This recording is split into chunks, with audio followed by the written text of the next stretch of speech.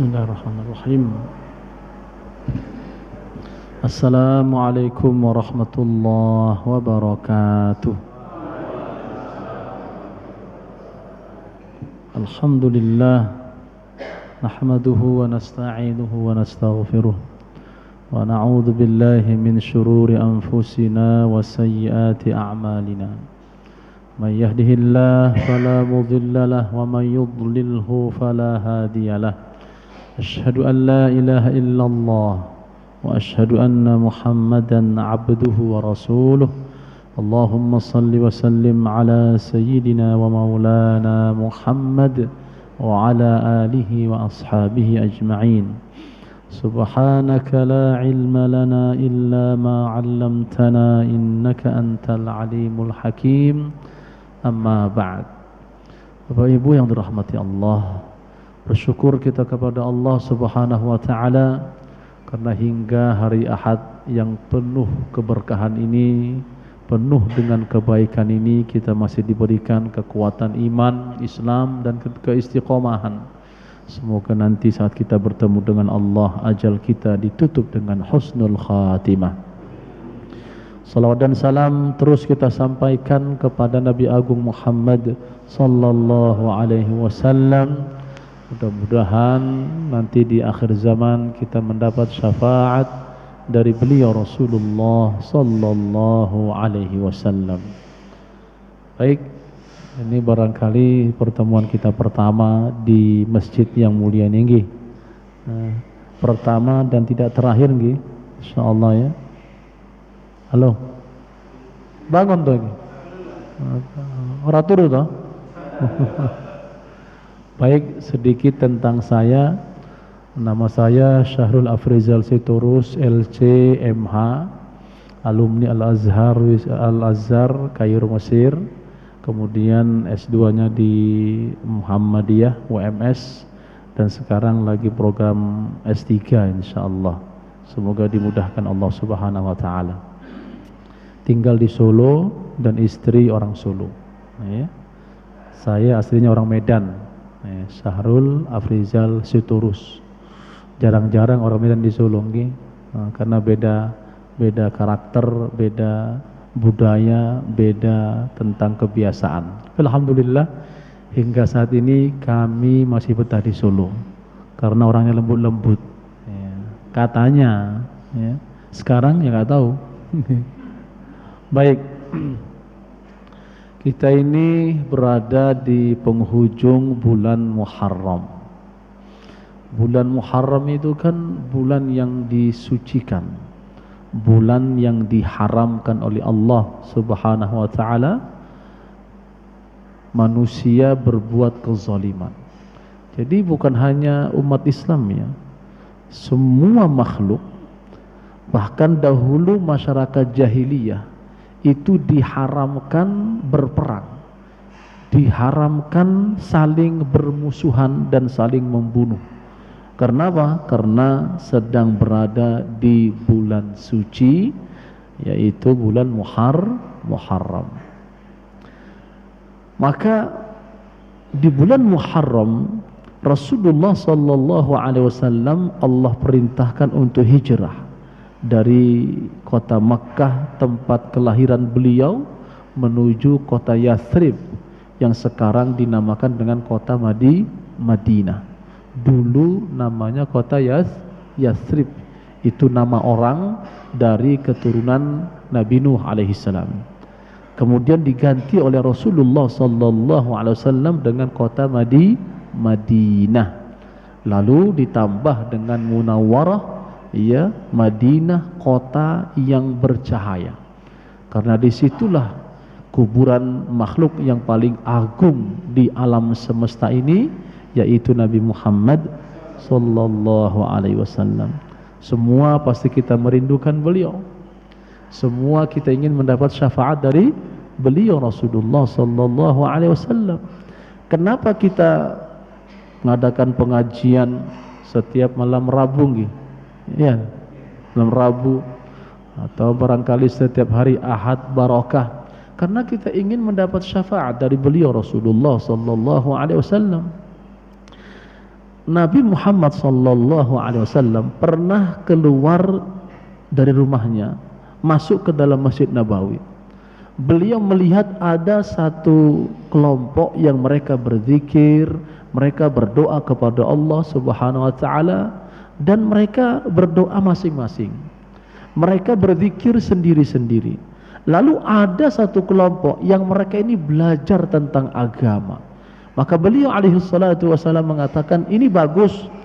Orang yang berdoa, orang yang berzikir, doanya dikabulkan oleh Allah, berzikir mendapat pahala dari Allah Subhanahu wa taala, dan ini juga lebih bagus orang yang sedang berada di majelis ilmu. Maka Rasulullah sallallahu alaihi wasallam duduk bersama mereka yang sedang belajar ilmu agama Allah. Nah, itu cintanya Rasulullah sallallahu alaihi wasallam kepada orang-orang yang suka berada di majelis ilmu, walaupun sambil ngantuk. Enten boten yang ngantuk? Nggak ada Pak Ustadz, ya. Nanti sebentar lagi ngantuk juga. Baik. Hijrah itu bukan hanya hijrah untuk berjuang fisabilillah. Hijrah itu dahulu bukan hanya hijrah sampai sekarang dari Mekah menuju Madinah, tapi ada hijrah yang lebih luas, yaitu hijrah mencari nafkah, mencari rezeki yang halal. Itu juga penting di dalam kehidupan kita, karena banyak di antara kita itu, dia kalau mau hijrah, mau pindah dari tempat tinggalnya ke tempat yang sangat jauh, dia takut. Nanti mesake orang tuaku, mesake ibuku, mesake keluargaku. Padahal di dalam Al-Quran disampaikan oleh Allah Subhanahu wa ta'ala, surah An-Nisa ayat 100, A'udzubillahi minasyaitonir rajim. Wa man yuhajir fi sabilillah yajid fil ardi muraghaman katsiran wasa'ah. Dan barang siapa yang hijrah fi sabilillah, hijrah menuju jalan Allah Subhanahu wa ta'ala, niscaya dia akan mendapatkan di muka bumi ini tempat hijrah yang banyak dan rezeki yang luas. Jadi semakin banyak orang berjalan, semakin jauh orang melangkah, maka semakin luas rezekinya, semakin banyak tempat hijrah yang didapatinya.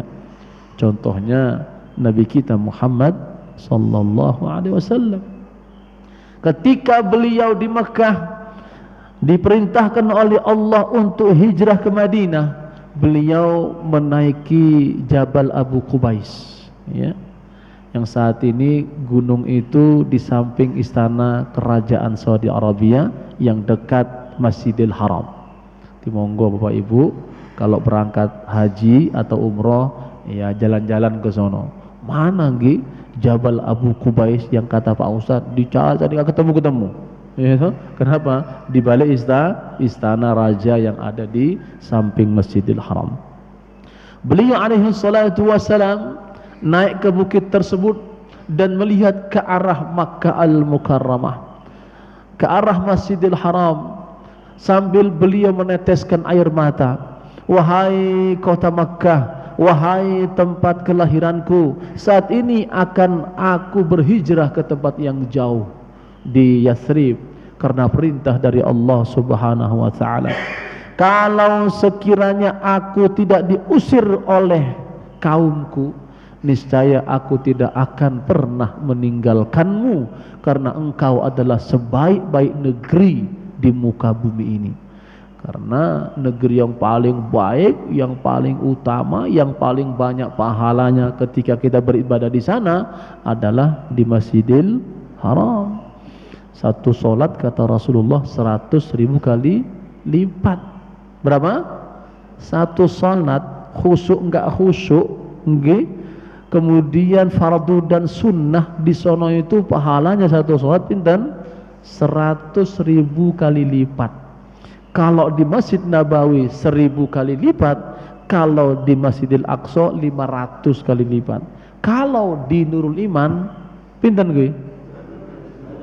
Itu kalau khusyuk 27. Dehem kurang tuh. Ya, watu-watu nunggu negur imame, suiman imame gini, berkurang gue, ya toh.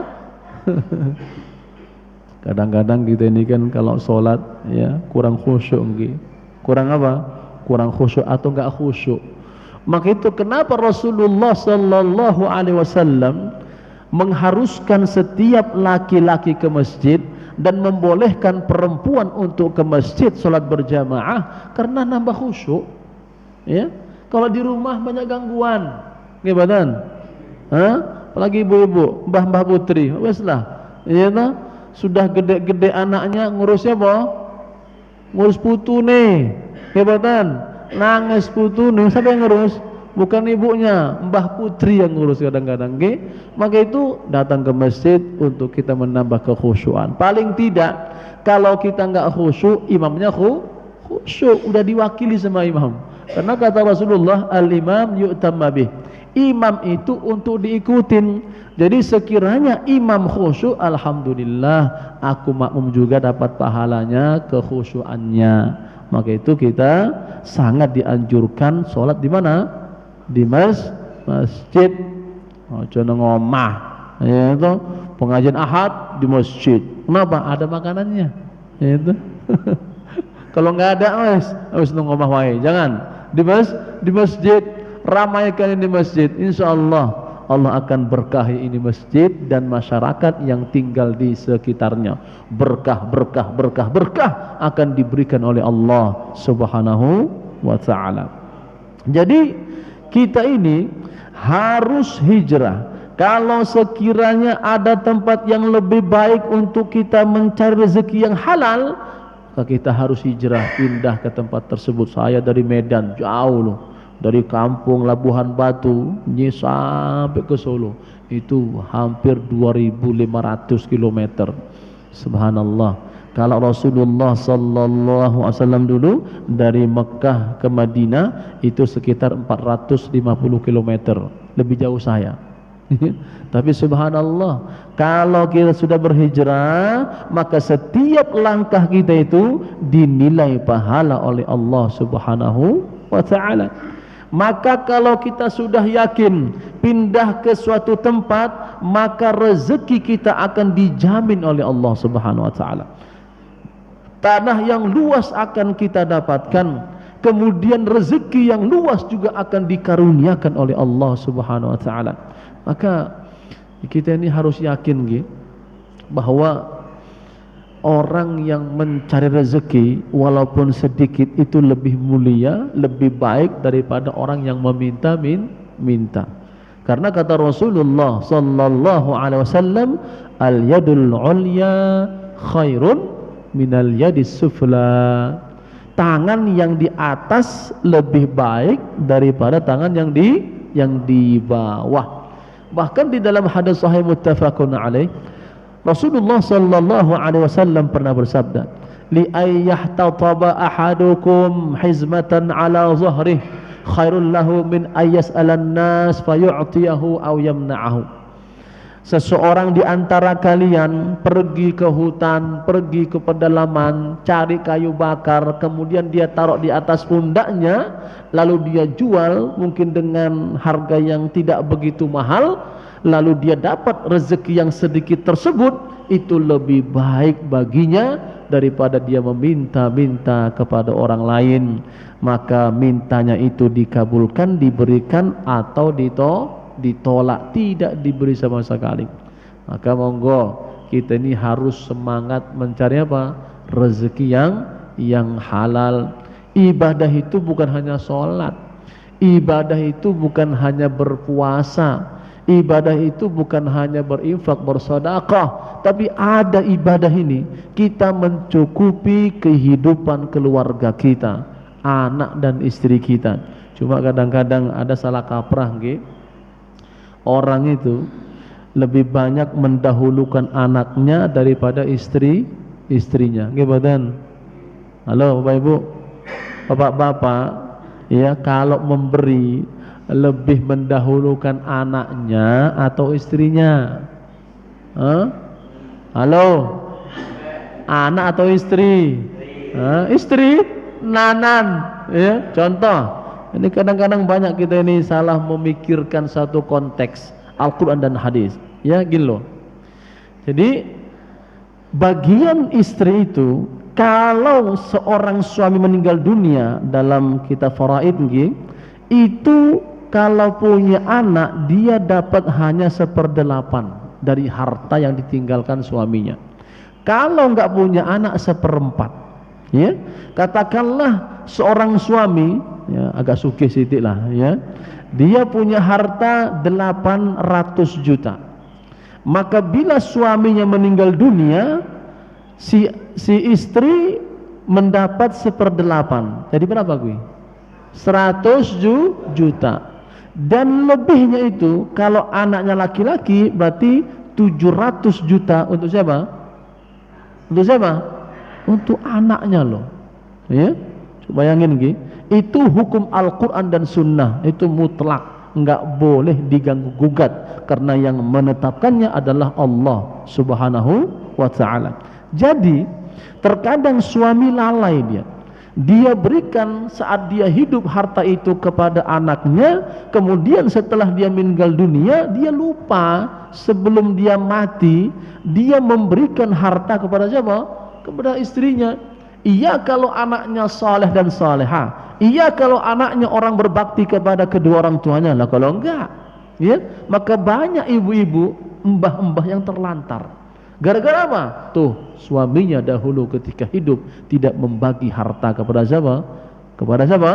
Kepada istrinya. Ini tak kandani lagi, Pak. Halo. Sing sugih, yang banyak duitnya. Kalau nggak ada mau dibagi apa? Kalau ada hartanya nih, kasihkan kepada istrinya. Biasanya kalau seorang istri dikasih duit, dikasih harta benda oleh suaminya, dia pasti mikirin anak. Gimana? Gimana? Tapi kalau suami duitnya banyak, kira-kira mikirin apa? Hah? Rapi meneh. Gimana? Oh, itu hebatnya perempuan itu. Perempuan nggak mikir dia kalau hartanya banyak itu mikirin apa? Kawin lagi nggak mungkin. Hanya dia pikirin siapa? Anaknya, generasinya, supaya mereka menjadi anak yang penuh dengan keberkahan harta. Tapi kalau suami terkadang ketika banyak harta bendanya, iya, dia lupa sama istrinya, dia ingat sama anaknya, dia mikir lagi. Paski kata Rasulullah sallallahu alaihi wasallam tuh boleh nikah lagi, ya tak? Maka saya sampaikan, ya, menikah dua itu boleh, tapi menjaga keutuhan keluarga itu lebih wajib, ya tak? Lebih apa? Wajib. Maka jagalah istri dan keluarga kita agar insyaallah hidup kita diberkahi oleh Allah Subhanahu wa ta'ala. Maka di dalam surah At-Talaq ayat 7 Allah Subhanahu wa ta'ala berfirman, a'udzubillahi minasyaitonir rajim, liyunfik dzu sa'atin min sa'atih. Maka hendaklah orang yang punya harta banyak memberikan kecukupan kepada istrinya, kepada anaknya, ya. Namun orang yang disempitkan oleh Allah rezekinya, maka Allah mewajibkannya hanya semampunya saja, ya. Maka itu ngapunten ibu-ibu, nggak boleh minta nafkah lebih dari kemampuan suaminya, nggak boleh. Katakanlah suaminya dapat nafkah, dapat duit rezekinya 1 bulan kui katakanlah 2 juta, ibu minta 5 juta, kira-kira kui masuk akal badan kira-kira? Ya. Maka itu seorang istri dia harus menerima berapapun yang diberikan oleh suaminya dengan gaji atau rezeki yang diberikan oleh Allah Subhanahu wa ta'ala. Karena Allah mengatakan apa? La yukallifullahu nafsan illa ma ataha. Allah itu tidak membebani seorang suami, seorang laki-laki, kecuali apa yang telah diberikan oleh Allah rezeki untuknya, ya semampunya. Maka dulu Rasulullah SAW pernah mendiami istrinya sampai sebulan, Bapak Ibu. Pinten? Sebulan. Gara-gara apa? Gara-gara istrinya minta nafkah lebih dari kemampuan Rasulullah sallallahu alaihi wasallam. Jadi ibu-ibu dikasih 100, alhamdulillah. 200, 1 juta, 10 juta, 100 juta. Mimpi Pak Ustadz mungkin. Ya mimpi sih ya. Nanti insya Allah akan diluaskan rezekinya oleh Allah Subhanahu wa ta'ala. Maka itu dahulu para wanita, istri sahabat Rasulullah sallallahu alaihi wasallam, kalau suami mereka akan bekerja, mereka itu selalu mengatakan, wahai suamiku, jangan pernah engkau bawa ke dalam rumah ini sesuatu yang diharamkan oleh Allah Subhanahu wa ta'ala. Lebih baik kami dalam keadaan lapar, lebih baik kami dalam keadaan haus, daripada kami memakan harta yang diharamkan oleh Allah Subhanahu wa ta'ala. Jadi subhanallah, dulu wanita-wanita muslimah ketika suaminya akan berangkat bekerja, maka mereka memesankan kepada suaminya, wahai suamiku, jangan engkau bawa ke rumah kami sesuatu yang diharamkan oleh Allah Subhanahu wa ta'ala. Saat ini kuali, ya. Ada perempuan-perempuan, mas, yang penting mangkat kerja, aku nggak mau tahu kamu datang ke rumah harus bawa duit. Kalau nggak bawa duit, pintu tak kunci, nggak boleh masuk sama sekali. Maka itu jangan heran kalau kita melihat, membaca berita-berita koruptor kui, ya, di rekening suaminya 1 miliar, di rekening istrinya 10 miliar lagi. Kenapa? Beda dulu para sahabiat yang hidup pada masa Rasulullah sallallahu alaihi wasallam, yang mereka hidup dengan keqanaahan.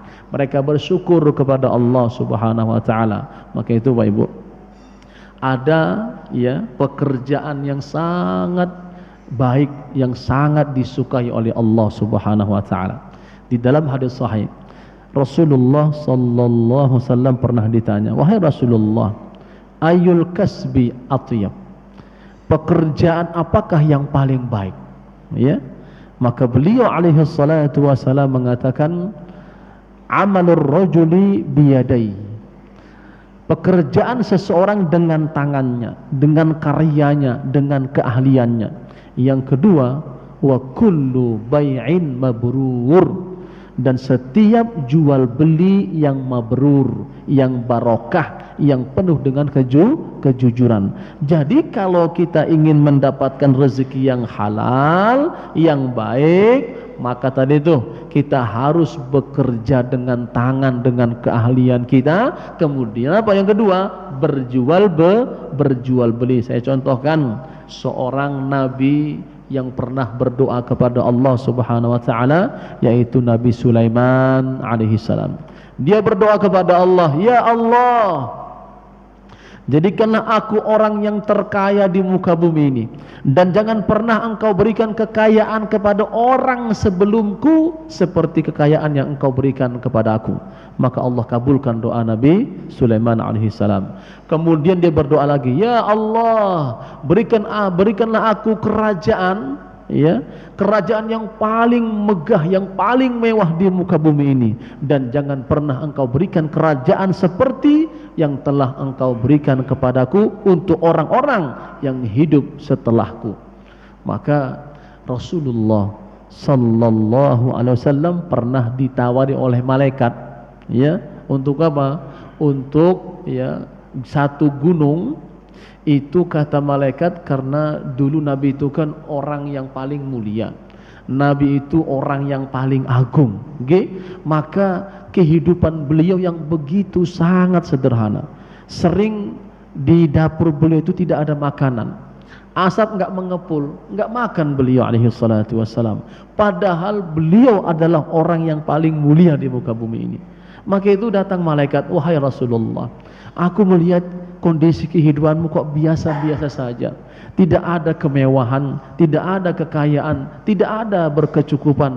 Bahkan engkau sering dalam keadaan lapar, dan engkau pernah beberapa kali meletakkan batu di perutmu untuk menahan rasa lapar. Kita pernah bodan? Pernah nggak Bapak Ibu? Kelaparan, ya toh, meletakkan apa? Batu di perut. Nabi itu pernah. Datang seorang sahabat datang kepada Rasulullah, wahai Rasulullah, aku ini lapar wahai Rasulullah. Kata beliau, ya iya, apa yang kamu letakkan di perutmu? Ini satu batu. Nabi buka perutnya, aku dua batu, kata Rasulullah sallallahu alaihi wasallam. Kenapa? Itu hebatnya akhlak Rasulullah sallallahu alaihi wasallam. Kemudian saat beliau ditawari malaikat, wahai Rasulullah, maukah aku jadikan ini gunung sebagai emas sehingga engkau bisa menggunakannya? Kata Rasulullah, enggak mau. Ya, kenapa? Karena dulu pernah doa Nabi Sulaiman kepada Allah, dan doa itu dikabulkan oleh Allah, bahwa tidak ada orang yang hidup setelahnya lebih kaya dan lebih punya kerajaan daripada Nabi Sulaiman. Aku tidak mau melampaui Nabi Sulaiman alaihissalam. Biarlah aku hidup dalam keadaan sederhana seperti ini. Subhanallah. Bapak Ibu, kalau kita ditawari satu gunung emas, kira-kira mau bukan kira-kira? Oh, mau Pak Ustaz. Sikat satu gunung emas sih. Jangan satu gunung, sekilo aja alhamdulillah. Ya Allah, baru sekilo. Maka saya berpikir perempuan-perempuan yang hebat itu orang Indonesia. Kenapa? Maharnya itu luar biasa. Ya itu? Hanya seperangkat alat sholat. Dibayar tunai. Luar biasa nggih. Cuma aku loh.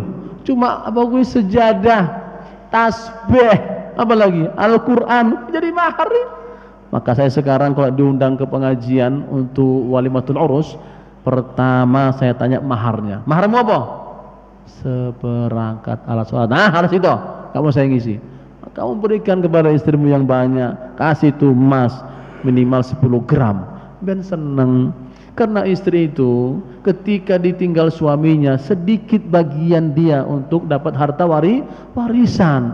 Itu yang banyak anak. Maka itu monggo, ya itu, kasih harta sebahagian milik kita untuk istri supaya dia senang, dia gembira, dan insya Allah kata Rasulullah sallallahu alaihi wasallam dalam hadis sahih muttafaqun alaih, kamu memberikan 1 dinar ya untuk di jalan Allah, kamu memberikan 1 dinar untuk orang miskin, kemudian untuk memerdekakan hamba sahaya, kemudian kamu berikan 1 dinar kepada keluargamu, kepada istri dan anakmu, itu lebih baik dan lebih besar pahalanya di sisi Allah Subhanahu wa ta'ala. Monggo Pak, sering ngasih duit sama siapa? Istrinya. Malam-malam sebelum tidur bisikkan kepada istrinya di telinganya, sayang, aku cinta kepadamu karena Allah. Iki loh 10 juta. Pasti guyu dia itu. Ya Bu, Bu, kira-kira pernah nggak ngono ki Bu? Hah? Nggak. Wis Pak Ustad, angel Pak Ustad ya. 10 juta eman-eman Pak Ustad, paling 1.000 Pak Ustad. Ya alhamdulillah. Nggih. Banyakinlah ya. Saya itu sengaja kalau nerima gaji saya kasih nomor istri saya, rekeningnya, supaya senang dia. Karena perempuan itu harus kita muliakan. Ini loh. Nanti monggo baca surat Yasin nggih. Allah mengatakan a'udzubillahi minasyaitonir rajim. Inna ashabal jannati al-yawma fi syughulin fakihun. Hum wa azwajuhum fi zilalin 'alal araiki muttaqiun. Jadi Allah katakan hum wa azwajuhum, mereka dan istri-istri mereka. Jadi Allah itu mengutamakan apa? Kamu dan istrimu. Maka insyaallah dengan kita memberikan yang terbaik kepada istri dan anak kita, insyaallah Allah meridhoi kita semua. Amin ya rabbal alamin. Maka itu ada doa yang diajarkan Rasulullah sallallahu alaihi wasallam agar harta kita itu banyak, anak juga banyak, rezeki juga banyak. Hafal doanya? Pak, hafal betul doanya? Hah? Rabbana atina fid dunya hasanah wa fil akhirati hasanah wa qina adzabannar. Hafal gue nggih? Doanya gini, Allahumma aktsir mali wa waladi wa barik li fima a'taitani wa atil hayati ala ta'atika wa ahsin amali. Hafal badan? Hah? Hafal nggih? Rabbighfirli wa liwalidayya warhamhuma kama rabbayani shaghira. Hafal badan? Hafal. Itu Allahumma aktsir mali. Aduh Pak Ustaz ki angel Pak Ustaz ki. Doa ya monggo ya. Allahumma aktsir mali wa waladi wa barik li fima a'taitani wa atil hayati ala ta'atika wa ahsin amali waghfir li. Hafal nggih? Hah? Terang nggih? Nanti saya share, saya kirim ke Pak Ilham ya. Pak Ilzam nggih. Nanti di-share di grup. Doanya bagus ini. Apa artinya? Ya Allah, banyakkanlah hartaku ya Allah. Ya Allah, banyakkan anakku ya Allah. Kita punya anak harus banyak. Minimal ya 3 lah. Ya itu. Kalau enggak ya 7 lah. Seperti Nabi nggih. Halo, pinten? 7, 1 ngelu kok. Alhamdulillah Pak Ustaz. Angel tenan Pak Ustaz. Melahirkan kuwi abot Pak Ustaz. La haula wala quwata illa billah. Harus banyak anak. Ya Allah, banyakkanlah hartaku, banyakkanlah anakku, dan berkahilah rezeki yang Engkau berikan kepadaku hai Allah, dan panjangkan umurku dalam ketaatan kepadamu, dan baguskanlah amalku dan ampuni dosa-dosaku. Masya Allah, ini bagus doa ini. Monggo nanti diamalkan, saya share, dibaca ya, berdoa di malam hari saat kita tahajud ya, witir, doa sama Allah. Saat kita sholat duha, berdoa kepada Allah. Semoga insya Allah doa-doa kita dikabulkan oleh Allah Subhanahu Wa Taala, dan dosa-dosa kita diampuni oleh Allah Subhanahu Wa Taala. Alhamdulillah. Saya jam 6 ngisi lagi saya. Itu jam jauh di Papahan. Hus, motornya hus langsung bablas.